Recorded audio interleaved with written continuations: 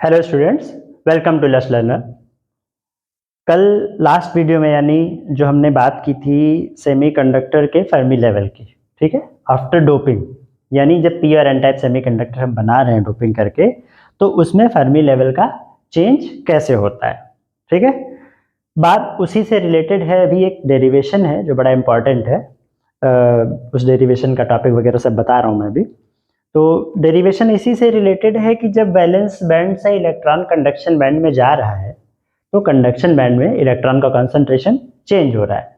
ठीक है, यानी यहाँ से भीड़ उठ के वहाँ चली गई तो वहाँ पर भीड़ का कंसंट्रेशन यानी इलेक्ट्रॉन्स का कंसंट्रेशन चेंज हो गया, और जहाँ से इलेक्ट्रॉन गया वहाँ अपने पीछे एक जगह छोड़ गया तो वहाँ पे जगह का कंसंट्रेशन बढ़ गया यानी होल का कंसंट्रेशन बढ़ गया। ठीक है, तो बेसिकली कैलकुलेशन इसी चीज का है कि डोपिंग के बाद यानी पी टाइप और एन टाइप सेमीकंडक्टर बनाने के बाद वैलेंस बैंड में होल्स का कंसंट्रेशन और कंडक्शन बैंड में इलेक्ट्रॉन्स का कंसंट्रेशन कैसे चेंज होता है। ठीक है, इसी का डेरिवेशन करना है। डेरिवेशन में कुछ नए 2-3 टर्म्स हैं, वो टर्म्स मैं ड्यूरिंग डेरिवेशन ही एक्सप्लेन कर दूंगा। तो अभी शुरू करते हैं। Concentration of electrons in conduction band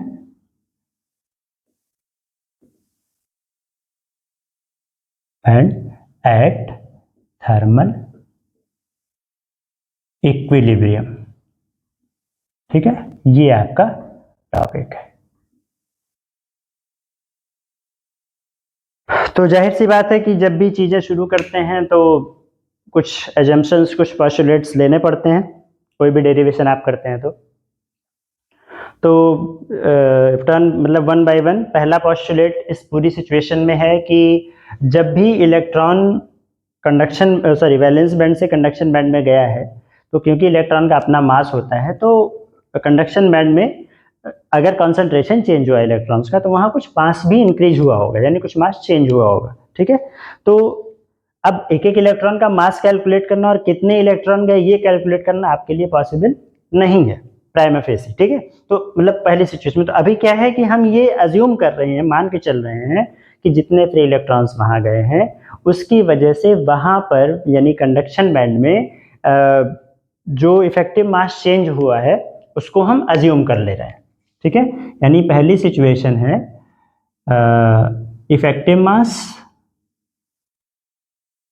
of free electrons in conduction band is ME। ठीक है, देखिए क्या है कि अगर आप इलेक्ट्रॉन्स का कंसंट्रेशन निकाल रहे हैं कंडक्शन बैंड में तो आपको ये जानना जरूरी है कि कंडक्शन बैंड का माहौल है क्या। जब भी यहाँ से इलेक्ट्रॉन्स वहाँ गए हैं तो वहाँ पे क्या क्या चीज़ें चेंज हुई हैं और वहाँ माहौल क्या है, उसी माहौल के हिसाब से उन सारी चीज़ों को मद्देनजर रखते हुए हम पूरा डेरिवेशन कर लेंगे। ठीक है, कोई बहुत बड़ी बात नहीं है, पर जब ये क्लियर रहेगा कि एक्चुअल में माहौल है किस चीज़ का और कैसा। ठीक है, तो पहला माहौल की पहली सिचुएशन क्या है कि effective mass of free electron in conduction band, यानी जो सारी बात हम कर रहे हैं वो कंडक्शन बैंड के कॉन्टेक्स्ट में कर रहे हैं। ठीक है, तो effective mass of free electron in conduction band is suppose ME। ठीक है, ये एक टर्म होगा जो आगे यूज होगा। दूसरी सिचुएशन है, अब देखिए ऐसे डेरिवेशंस करने का एक बड़ा सिंपल सा तरीका होता है कि आप छोटे एरिया में, किसी पर्टिकुलर छोटे एरिया में इंक्रीमेंटल चेंज आप अज्यूम कर लीजिए। ठीक है, अपने लॉजिक से उसको एक फंक्शन बना लीजिए और उस फंक्शन को इंटीग्रेट कर दीजिए थ्रू आउट दैट एरिया, तो आपको टोटल वैल्यू मिल जाती है। यही काम यहाँ भी करना है। ठीक है, यानी एक स्मॉल इंक्रीमेंटल कंसंट्रेशन चेंज आपको अज्यूम करना है, फिर through out the conduction band limit लेनी है और उसको इंटीग्रेट कर देना है। This is the simple process. ठीक है, तो जिस फंक्शन को इंटीग्रेट करना है उसकी वैल्यू अगर DNC है, जिसको आप कहते हैं number of electrons per metre cube. ठीक है, number of electrons per metre cube in range, energy range E से E+DE। ठीक है, आपका जो एनर्जी रेंज आप कंसीडर करेंगे कि भाई मास में चेंज, सॉरी कॉन्सेंट्रेशन में चेंज हुआ है तो आपके एनर्जी लेवल पे भी चेंज हुआ होगा। नीचे से इलेक्ट्रॉन ऊपर गया, एनर्जी चेंज हुई है ना। हो सकता है कंडक्शन बैंड में भी नीचे वाले इलेक्ट्रॉन की एनर्जी कुछ हो, कंडक्शन बैंड के बिल्कुल बॉटम लेवल पे और कंडक्शन बैंड के टॉप लेवल पर एनर्जी डिफरेंट होगी, ठीक है। तो हम थोड़ा सा इंक्रीमेंटल चेंज वाले एनर्जी लेवल्स के बीच नंबर ऑफ इलेक्ट्रॉन्स में मतलब कॉन्सेंट्रेशन ऑफ इलेक्ट्रॉन्स कितना चेंज हुआ है उसको हम अज्यूम कर रहे हैं, ठीक है। यानी जो ये आपका कंडक्शन बैंड था जिसको आप यहाँ बना रहे थे ऊपर वाला, इस कंडक्शन बैंड का सबसे नीचे वाला लेवल ये है। यहां से अगर थोड़ा सा ऊपर चले, ठीक, तो उतने एरिया में यानी इतने एनर्जी लेवल गैप में कितना कॉन्सेंट्रेशन चेंज हुआ ये अगर अज्यूम कर लिया जाए तो पूरे को हम बाद में इंटीग्रेट कर लेंगे, ठीक है। सो नंबर ऑफ इलेक्ट्रॉन्स छोटे इंक्रीमेंटल एरिया में कितना है इसको हम अज्यूम करते हैं, तो लिखते हैं D N C equals to N E into F E into D, ठीक है। This is you have to first of all remember. कहां से आया थोड़ा सा बता देता हूं। अगर डेंसिटी ऑफ स्टेट्स कभी पढ़ा होगा या अगर इसके बाद जरूरत पड़ेगी तो मैं इसको एक्सप्लेन करूंगा, कहीं ना कहीं जरूरत पड़ेगी, लेकिन ये सिर्फ बताने की जरूरत है कि जो एन ई टर्म है this is actually density of states, ठीक है। क्या है ये चीज? This is basically density of energy states, but वही लिखने का जो एक पैटर्न किसी चीज का हो जाता है तो आप उसको डेंसिटी ऑफ स्टेट्स कहते चले आ रहे हैं, ठीक है। तो स्टेट्स का मतलब है एनर्जी स्टेट्स। जो आपने एनर्जी बैंड डायग्राम ड्रॉ किया था, ठीक, उस एनर्जी बैंड डायग्राम में आपने ये बताया कि छोटे छोटे एनर्जी लेवल्स का एक हम बैंड बना लेते हैं, यानी इंडिविजुअल सारी एनर्जीज को आप बार बार डिनोट नहीं करना चाह रहे, बहुत सारी वैल्यूज है तो आपने उसका एक बैंड बना दिया, ठीक है। फिर भी just for sake of that explanation अगर मैं कहूं कि उस पूरे बैंड में, जो पूरा बैंड था आपका, उस पूरे बैंड में जो छोटी छोटी एनर्जीज थी उसमें से कोई दो वैल्यू अगर हम पिक कर लें, ठीक है, और उसके बीच के स्मॉल चेंज को हम डेल ई से डिनोट कर रहे हैं, मतलब हम ये बता रहे हैं कि उसके बीच बहुत छोटा चेंज है जो हम डिटेक्ट कर पा रहे हैं, तो उसके बीच में और कितनी एनर्जीज हो सकती, कैसे पता चलेगा? बहुत सारे इलेक्ट्रॉन्स तो उसके बीच में भी हो सकते हैं, ठीक है। कहने का मतलब ये है कि आप अगर ये कोशिश करें कि एनर्जी बैंड में कितनी एनर्जीज हैं ये आप आइडेंटिफाई करना चाहें तो शायद बहुत टिपिकल टास्क है, ठीक है। तो इसीलिए हम ये डिफाइन कर देते हैं कि उन एनर्जी स्टेट्स की डेंसिटी कितनी है। जितनी ज्यादा डेंसिटी होगी तो ये अज्यूम कर लिया जाएगा कि उस रेंज में इलेक्ट्रॉन्स भी उतने ही ज्यादा होंगे, ठीक है, क्योंकि वैल्यू वही एग्जिस्ट करेगी ना जिस एनर्जी का इलेक्ट्रॉन आपके पास होगा, ठीक है। तो अगर इन दोनों लेवल्स के बीच में बहुत सारी स्टेट्स एग्जिस्ट कर रही हैं मतलब इन दोनों लेवल्स के बीच में बहुत सारे इलेक्ट्रॉन्स, सो डेंसिटी में भी हाई, डेंसिटी में भी लो, ठीक। तो जहां कॉन्सेंट्रेशन ज्यादा होगा वहां डेंसिटी ऑफ स्टेट्स ज्यादा होगी, जहां कॉन्सेंट्रेशन कम होगा वहां डेंसिटी ऑफ स्टेट्स कम होगी। क्लियर? तो और ये पैरामीटर आप जानते हैं, this was Fermi Dirac distribution function, ठीक है, जो आपने लास्ट वीडियो में पढ़ा था, फर्मी डिराक फंक्शन। ये क्या बता रहा था? Probability of occupancy of electron, ठीक है, यानी किसी पर्टिकुलर एनर्जी लेवल पर कितना इलेक्ट्रॉन हो सकते हैं ये वैल्यू बता रहा था, पॉसिबिलिटी। और ये क्या बता रहा था कि कितनी पॉसिबल एनर्जी स्टेट्स हैं जिसमें इलेक्ट्रॉन हो सकते हैं, मतलब जिनकी जिनकी एग्जिस्टिंग है, ठीक। तो अगर दोनों फंक्शंस को कंबाइन करें तो ये कह सकते हैं ना कि एनर्जी स्टेट्स कि कितनी एनर्जी स्टेट्स एग्जिस्ट कर रही हैं और उन एनर्जी स्टेट्स पर इलेक्ट्रॉन के पाए जाने की प्रोबेबिलिटी, दोनों का जो प्रोडक्ट है that simply denotes the concentration of electron at that particular energy range, in that particular energy range, ठीक है। So this is a function that can denote the incremental change in concentration, यानी एक छोटा concentration change को, छोटे concentration change को हम density of states और फर्मी डिराक डिस्ट्रीब्यूशन फंक्शन के प्रोडक्ट के फॉर्म में लिख सकते हैं, ठीक है। क्यों लिख सकते हैं ये मैंने बता दिया। अब जैसा मैंने पहले कहा इसी को आपको इंटीग्रेट करना है, ठीक है। One important thing that has been mentioned here, thermal equilibrium, ठीक है। देखने में बात बड़ी छोटी सी लगती है कि भाई हर चीज के आसपास आप कोई ना कोई कंडीशन लगा देते हैं। थर्मल इक्विलिब्रियम क्यों? ठीक है, ये भी तो जानना जरूरी है। अब देखिए थर्मल इक्विलिब्रियम थोड़ा सा अगर मैं समझाने की कोशिश करूं तो आपने कंचे खेले होंगे, सबने कंचे खेले होंगे, ठीक है। थोड़े से कंचे लीजिए हाथ में, ऐसे यूं हाथ में पकड़े, थोड़े से कंचे ऐसे उछाल के आपने छोड़ दिया, कोई कंचा हवा में रहेगा क्या? नहीं, किसी इंस्टेंट पर तो हवा में रहा होगा, पर आखिर में वो अपने ग्राउंड लेवल पर पहुंच जाता। जब आपने उछाला तो सारे कंचे किसी ना किसी टाइम हवा में रहे होंगे, जमीन पर नहीं रहे होंगे, पर फाइनली क्या होता है, सारे कंचे जमीन पर चले जाते हैं, they achieve their actual level. ठीक, तो यही चीज थर्मल इक्विलिब्रियम के साथ है कि सारे इलेक्ट्रॉन्स को एनर्जी दी गई, सब एक्साइट हो गए, इधर उधर भागने लगे, कोई ऊपर चला गया, कोई सीढ़ियों से चढ़ के छत पे चला गया, ठीक। पर एक्चुअल में क्या हुआ, आखिर में सब अपनी एनर्जी लूज करके आखिर में किसी रेस्ट पोजीशन पर आ जाते हैं। तो वो पोजीशन मतलब ये रेस्ट पोजीशन आने के बाद अब कंसंट्रेशन चेंज नहीं होगा, जो छत पे चला गया वहां से नहीं हटेगा, जो ग्राउंड फ्लोर पे है वहां से नहीं हटेगा, जो बीच के फ्लोर्स पर है वो वहां से नहीं हटेगा। यानी हर फ्लोर पर, हर एनर्जी लेवल पर अपना अपना कंसंट्रेशन फिक्स हो गया। तो आपको तभी कैलकुलेशन आप कर सकते हैं। अगर ये कंसंट्रेशन चेंज होता रहेगा तो ये सब फंक्शन तो बेकार हो जाएंगे, ठीक है। तो इस डेरिवेशन को करने के लिए थर्मल इक्विलिब्रियम की सिचुएशन बहुत इंपॉर्टेंट, ठीक है। तो अब तीसरी जो कंडीशन आपको लिखनी है, मेंशन करनी है, that is Fermi Dirac distribution function. मैं एफ लिख दे रहा हूं, एफ एट थर्मल इक्विलिब्रियम, ठीक है।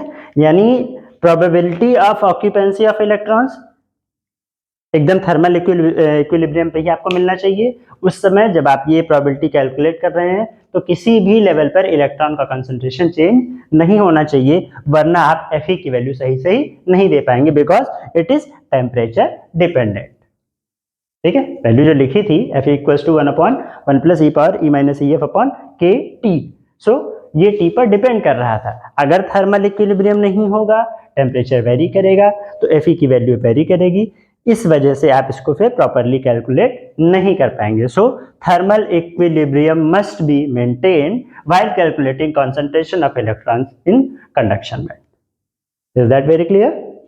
ओके, अब वही चीज, सारी बातें तो मैंने बता ही दी इंपॉर्टेंट। अब बचा क्या है, मैथमेटिक्स, ठीक है। यानी इसको आपको इंटीग्रेट करना है।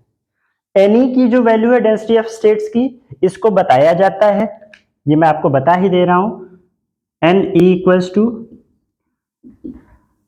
4 pi square upon H square two M E power 3/2 E minus E C power half. This is the value of N E. Density of states का भी डेरिवेशन होता है और उस डेरिवेशन से इसको अचीव किया जाता है, ठीक है। अब Fe की जो वैल्यू आपको बताई गई है फर्मी डायरेक्ट डिस्ट्रीब्यूशन फंक्शन की, वो आप यूज करेंगे, Ne की ये वैल्यू यूज करेंगे, और फिर डीएनसी एक फंक्शन बनेगा, डीएनसी को बाद में इंटीग्रेट करेंगे, ठीक है। तो ये सारी चीजें अगर आपको क्लियर हो गई हैं तो अब ये सब हम इसको मैं मिटा के अगले स्टेप पे शुरू करता हूँ।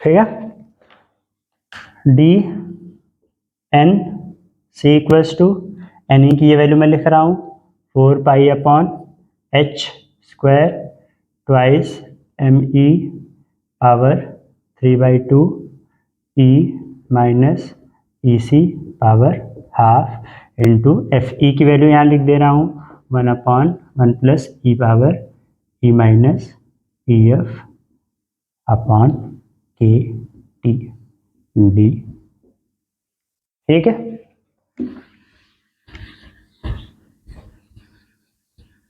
अब इसी को इंटीग्रेट करना है, ठीक है। इंटीग्रेट अगर करेंगे इसके बाद एन सी हो जाएगा, कैपिटल में लिखेंगे इसको, इक्वल्स टू कांस्टेंट को पहले बाहर कर दे रहे हैं 4 pi upon H square twice M E power 3/2 integral E minus E C power half into 1/1 plus E power E minus E F upon K T D. ठीक है जी। Limit must be applied. Limit के बारे में बात वही है कि हम किस एरिया की बात कर रहे थे, कंडक्शन बैंड की। ठीक है, तो कंडक्शन बैंड का जो सबसे लो लेवल होगा, ठीक, उसको अगर इसी मान लिया जाए तो कंडक्शन बैंड का हाईएस्ट लेवल कितना होगा, इनफाइनाइट। क्योंकि आपको ये नहीं पता है अभी कि कंडक्शन बैंड के ऊपर कितनी एनर्जी लेवल्स मिल सकती है। ठीक है, तो इस पर्टिकुलर केस में ब्रॉडर नैरेटिव के लिए आप इसकी लिमिट लगाएंगे EC टू इनफाइनाइट। ठीक है, अब इसको फिर सेटिंग करते हैं। हाँ, थोड़ी सी सिंपल एजम्पशन है कि ये वैल्यू 1 से बहुत बड़ी होगी। ठीक है, 1 मतलब ई power E minus E F upon K T, अगर ये 1 से बहुत बड़ी है तो 1 को आप इग्नोर कर सकते हैं, यानी 1 को हम डिसअपियर कर देंगे। ठीक है, तो केवल ये टर्म बचेगा, इसको हम ऊपर कर देंगे, तो ये जो पावर है ये माइनस में हो जाएगी। ठीक है, इतना सा चेंज है जो अगले स्टेप में मैं लिख रहा हूँ। बाहर के टर्म्स को, जो उसके बाहर है, उसको अभी हम बॉक्स बना के छोड़ दे रहे हैं, उसको आप बाद में यूज कर लेंगे। EC infinite E minus E C power half and E power minus E minus E F upon K T D. ठीक है जी, थोड़ा सा चेंज, मतलब चेंज तो जो करना था कर दिया। अब एक मैनिपुलेशन करते हैं। मैनिपुलेशन ये है कि ई की पावर का जो ब्रैकेट के अंदर का टर्म है, इसमें हम सिर्फ EC ऐड करेंगे और EC सब्ट्रैक्ट करेंगे। ठीक है, क्यों करेंगे वो सब अभी मैं बाद में बता दे रहा हूं, पर अभी ये समझ लीजिए कि कर क्या रहे हैं। ठीक, E minus EC power half और E की power minus E minus EF plus EC and minus EC upon KT and then DE। ठीक, अगेन वही बाहर का टर्म। देखिए यहाँ पे करना ये है कि EC माइनस EF का टर्म, ठीक है, ये वाला हम अभी कांस्टेंट बना के बाहर कर देंगे। अंदर क्या बचेगा, E माइनस EC। लाना इसलिए था कि बाहर भी E माइनस EC है। ये अगर इस फॉर्म में हम ले आएंगे तो एक फंक्शन मिल जाएगा जिससे इंटीग्रेशन बहुत आसान हो जाएगा। ठीक है, तो ये मैनिपुलेशन हमने प्लस EC माइनस EC वाला सिर्फ इसलिए किया है कि बाहर ये फंक्शन बैठा हुआ था। ठीक है, तो इस फंक्शन के साथ अब integral EC to infinity E minus EC power half. E की पावर को दो पार्ट्स में हम डिवाइड कर दे रहे हैं, EC माइनस EF को अलग कर ले रहे हैं, minus EC minus EF upon KT into E की power minus E minus EC upon KT DE। ठीक है, अब ये टर्म आपका कांस्टेंट हो जाएगा, यहीं से हमने निकाला है, इसी को अलग कर दिया है, बाकी E माइनस EC को अलग करके दूसरे टर्म में लिख दिया है। ठीक है, तो इसको बाहर करेंगे कांस्टेंट के साथ। ठीक, that is constant into E power EC minus EF upon KT, minus में रहेगा, और इंटीग्रेशन में E minus EC power half into E की power E minus EC upon KT into D। ठीक है, अब इंटीग्रेशन को अपने रिक्वायर्ड यानी एक शॉर्टकट फॉर्म में लाने के लिए हम थोड़ा सा और यहाँ पे सब्सटीट्यूशन कर देंगे। सब्सटीट्यूशन है E minus EC equals to X upon KT equals to X, यानी E की पावर का जो टर्म है इसको हमने x मान लिया। ठीक है, तो E minus E C equals to K T X हो जाएगा, ठीक, और डी ई इक्वल्स टू यहाँ से डी एक्स हो जाएगा। इसी का डेरिवेशन 0 है, सॉरी के T D x, D x into K T, ठीक है। अब वही अप्लाई कर देंगे यहाँ पे, तो बाहर एक कांस्टेंट था ई power minus E C minus E F upon K T था, ठीक, इंटीग्रल इसको आप लिख दीजिए के टी इंटू एक्स, पहले टर्म को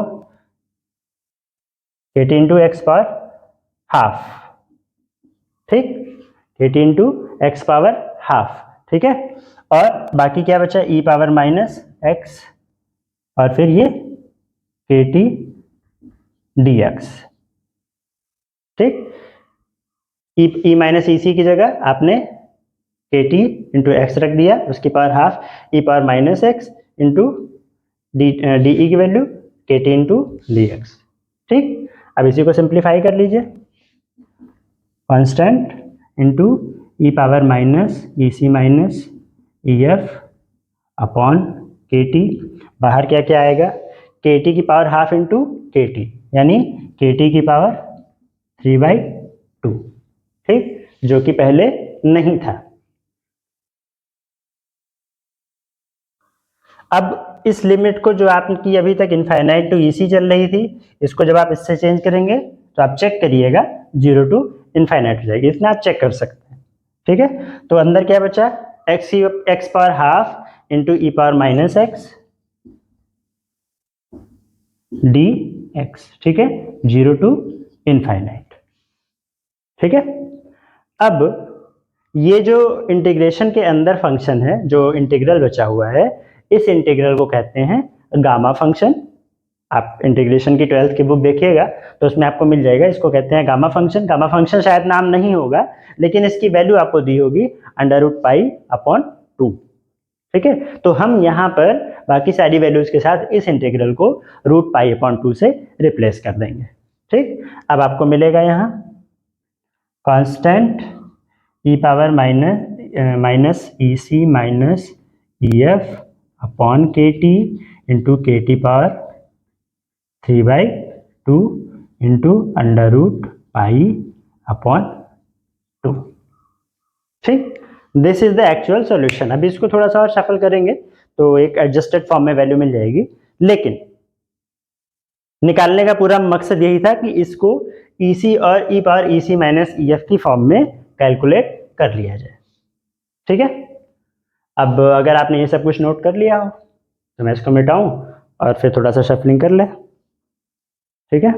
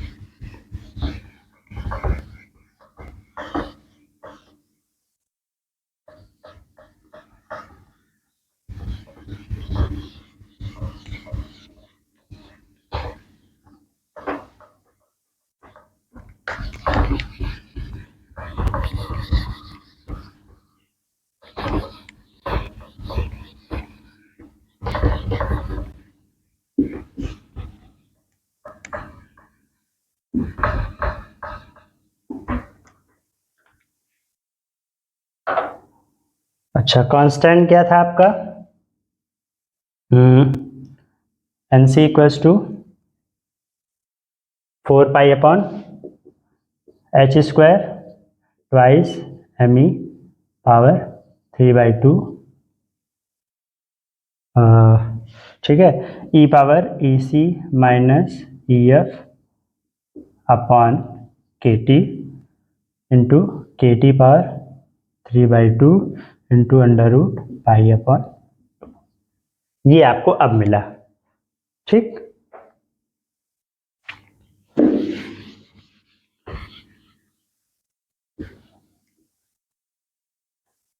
अब इसी को आप थोड़ा सा एडजस्ट कर लीजिए, जो 3 पावर 2 वाली वैल्यूज़ हैं, ठीक है। जैसे ये 2 कैंसिल आउट हो गया, तो 2 इंटू पाई पावर 3/2 बचा, ये और ये मिलके अपॉन एच स्क्वायर रहेगा, एम ई की पावर 3/2 एम ई की पावर 3/2 है, इंटू के टी की पावर 3/2 है, ठीक, इंटू ई पावर माइनस ए सी minus E F upon K T, ठीक। अब 3/2 सबकी है तो सबको 3/2 में ही कन्वर्ट कर देते हैं। यहाँ 3/2 है और इसको अंदर कर दीजिए, ठीक। सो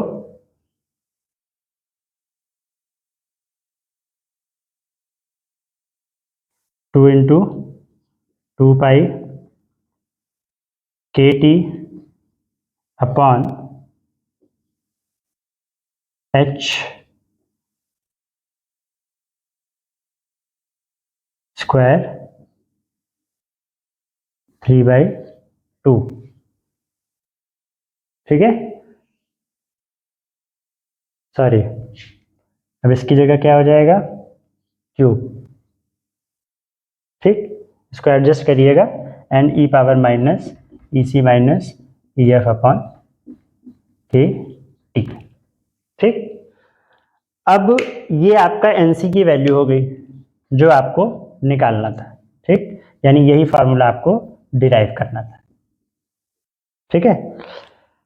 इस फार्मूला के साथ साथ जैसे आपने एनसी निकाला है, तो concentration of electrons in conduction band ये आपने निकाल लिया, ठीक। सेम प्रोसीजर आप यूज करके क्या नाम concentration of holes in valence band निकाल सकते हैं, ठीक है। यानी अगर जैसे मैंने बताया था कि वैलेंस बैंड से इलेक्ट्रॉन निकल के कंडक्शन बैंड में आ रहे हैं, तो वैलेंस बैंड में जो इलेक्ट्रॉन निकल रहे हैं एक्चुअल में वहां पे इलेक्ट्रॉन एक गैप क्रिएट कर रहा है, that gap is called hole. तो जैसे जैसे कंडक्शन बैंड में इलेक्ट्रॉन्स का कॉन्सेंट्रेशन चेंज होता है, वैसे वैसे ही वैलेंस बैंड में होल्स का कॉन्सेंट्रेशन चेंज होता है।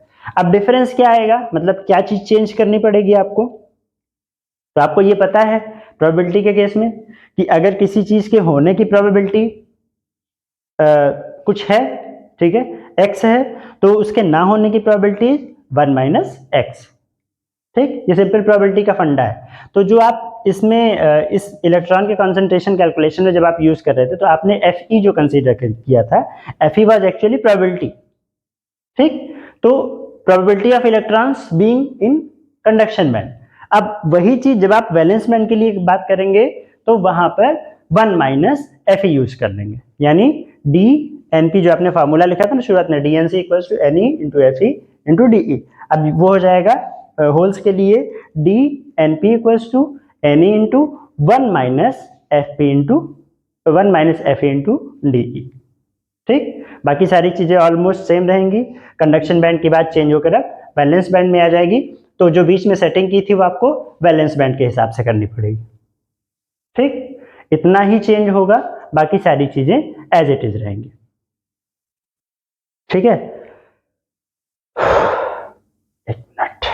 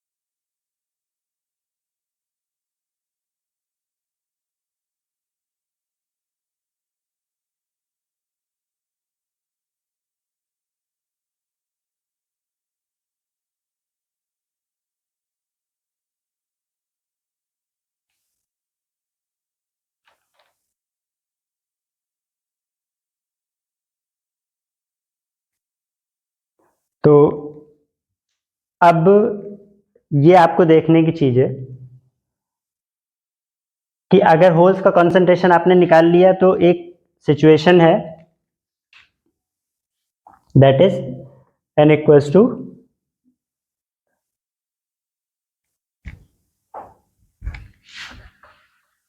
n into p equals to N I square. देखिए इसको मैं अभी शॉर्ट में बता रहा हूं क्योंकि ये आपके उस केवल फार्मूला के तौर पे यूज की जाती है, इसलिए मैं इसको आपको बहुत डिटेल में डिस्कस नहीं कर रहा हूं।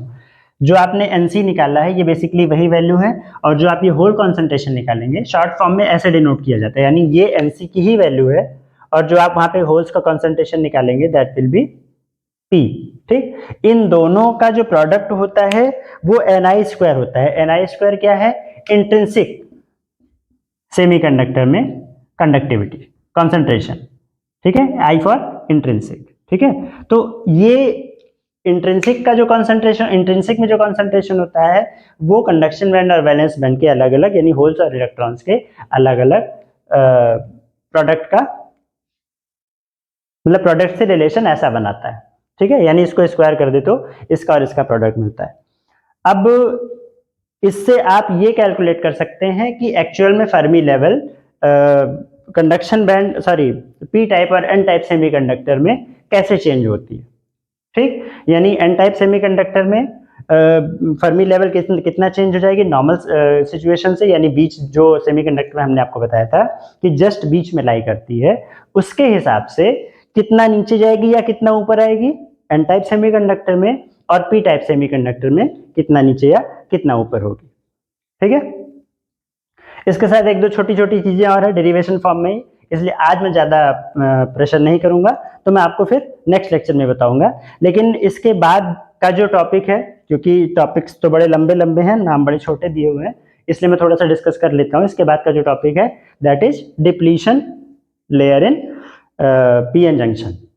ठीक, उसके बारे में बात मैं थोड़ी सी कर लेता हूँ, बहुत डिटेल में अभी नहीं।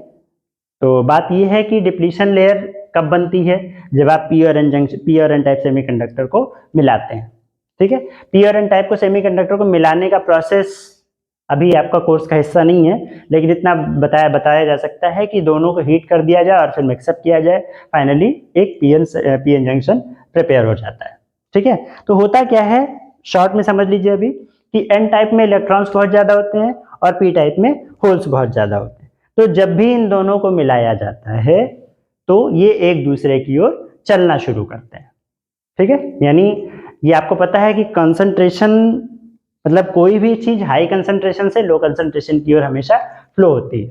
ठीक है, पानी को अगर आप ऊपर से छोड़ दीजिए तो ज्यादा हाइट से कम हाइट की ओर आता है, सिंपल से सबका फंडा है। तो ऐसी सारी चीजों का मतलब कंसंट्रेशन अगर चेंज है या पोजीशन चेंज है तो चीजों की ये टेंडेंसी होती है कि वो हायर टू लोअर ट्रेवल करती हैं।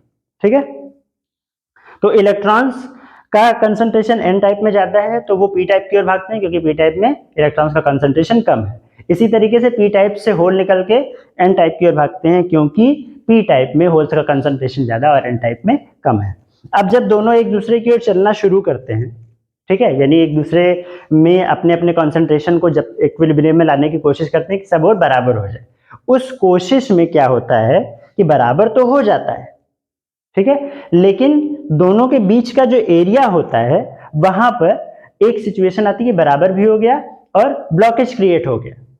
ठीक, जैसे सब जाते गए तो इधर वाले उधर जाके अटक गए दरवाजे पे और उधर वाले इधर आके अटक गए दरवाजे पे।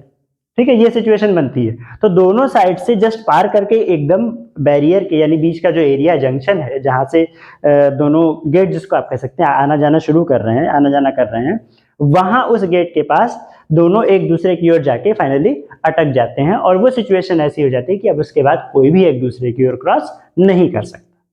ठीक है, तो ये जो एरिया है अटकने का, this is actually called depletion layer. कि अब डिप्लीशन लेयर बन गई, अब इसके बाद कोई भी इलेक्ट्रॉन्स या होल्स का किसी भी चार्ज कैरियर का मूवमेंट एक साइड से दूसरी साइड नहीं होगा। ठीक है, यानी अब ये भी समझ लीजिए कि जब तक इलेक्ट्रॉन्स और होल्स फ्लो हो रहे थे, तो अगर इलेक्ट्रॉन का फ्लो होना करंट है, तो जब तक इलेक्ट्रॉन होल फ्लो हो रहे थे तब तक कुछ अमाउंट ऑफ करंट उसमें फ्लो हो रही थी। अब डिप्लीशन लेयर आ गई तो डिप्लीशन लेयर ने उस मूवमेंट को रोक दिया, दैट इज कि अब करंट जीरो हो गई। तो ये जो प्रोसेस है कंसंट्रेशन, हायर कंसंट्रेशन से लो कंसंट्रेशन की ओर जाने की, इसको आप कहते हैं डिफ्यूजन। ठीक है, इस प्रोसेस का नाम होता है डिफ्यूजन। ठीक, और उसके कारण जो करंट स्मॉल अमाउंट में फ्लो हो रही थी एक दूसरे की ओर जाने की वजह say that was called diffusion current. ठीक है, तो जब डिप्लीशन लेयर बन जाती है तो डिफ्यूजन करंट की वैल्यू 0 हो जाती है, यानी चार्ज कैरियर्स का मूवमेंट 0 हो जाता है। ठीक, तो diffusion process is called the movement of majority charge carriers and minority charge carriers. Majority मतलब वही कि जिधर जिनका कंसंट्रेशन ज्यादा हो मेजॉरिटी है और कंसंट्रेशन कम हो तो माइनॉरिटी है। ठीक है, तो चार्ज कैरियर्स का एक टाइप से दूसरे टाइप में मूवमेंट करना इज कॉल्ड डिफ्यूजन, और डिप्लीशन लेयर बन जाती है डिफ्यूजन की प्रोसेस के कारण, और इस प्रोसेस के कारण जब डिफ्यूजन लेयर बन जाती है तो डिप्लीशन लेयर बन जाती है, तो डिप्लीशन लेयर ही डिफ्यूजन को स्टॉप कर देती है। ठीक है, डिफ्यूजन स्टॉप हो जाता है, करंट 0 हो जाती है, और उसके बाद फिर आगे अब मतलब हो कुछ नहीं सकता। अब इसी चीज को हमें ओवरकम करना होता है तो हम बाद में और सोर्स वगैरह देते हैं, लेकिन ये process actually depletion layer formation की है। ठीक, छोटी छोटी चीजें और हैं मैथमेटिकल, वो फिर अगली वीडियो में डिस्कस करेंगे, अभी इसको बहुत लंबा नहीं करते हैं। ये डेरिवेशन आप एक बार रिवाइज कर लीजिएगा, कुछ बताना होगा तो आप हमें कमेंट में बता सकते हैं। बाकी please subscribe, like and share करते रहिए। आज के लिए इतना ही, थैंक यू।